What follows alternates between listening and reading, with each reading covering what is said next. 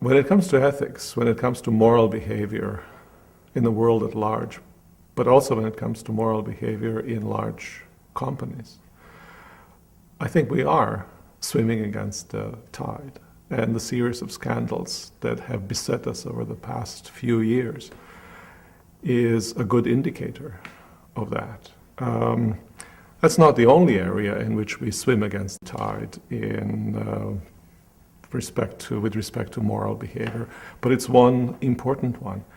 And I think it's very important for us to think and find ways in which we can practice and live virtuous lives, not just in the seclusion of our homes, but also in larger public spaces and also in businesses.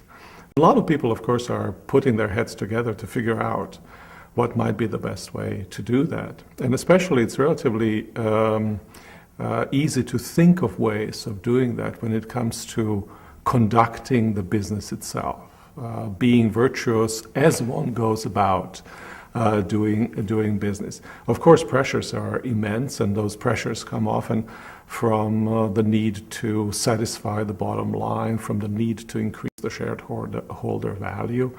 And yet many people are struggling in order to live really virtuous and responsible lives.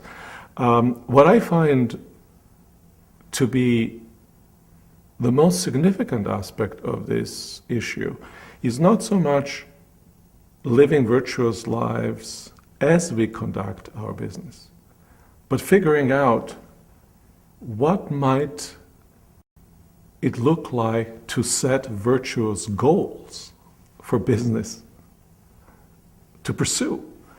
Or you can put this question slightly differently, and then it takes it a little bit out of the sphere of simply moral reflection, and it takes it into the sphere of reflection of who we are as human beings.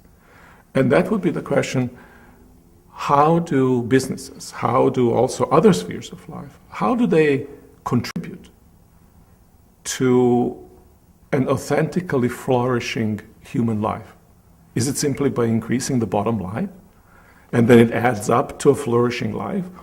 Or must we think about way in which we conduct business in terms of way in which we set the purposes of business, and not just of an individual corporation, but of the system as a whole in many ways, as being contributing to human flourishing, contributing to the common good. And indeed today, I think it would be to the global common good.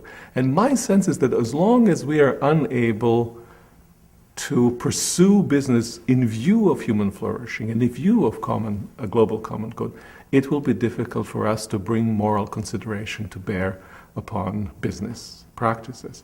And I think this is really the authentic contribution of religious traditions. I think it's an authentic contribution of all major philosophies to ask the big questions. What are we here for? And then to ask, in the light of what we are here for as human beings, what's our business for?